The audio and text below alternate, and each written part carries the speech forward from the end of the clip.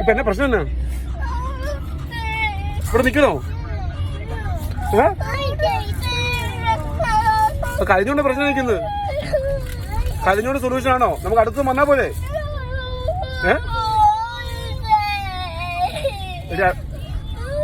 അടുത്ത സംഭവം വരാം. ആടെ തീയ കഴിയുന്നില്ലോ. തീയ ഹാപ്പിയാ കണ്ടോ? മണിമേന്ദ്ര കഴിയുന്ന പറയുമ്പോ ടോമിന് വേണോ? ഓക്കെ, അവിടെ പപ്പായി വഴി എത്തിപ്പോയി.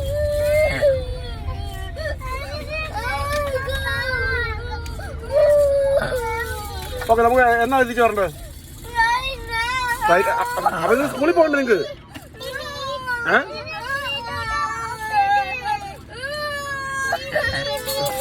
എന്തോ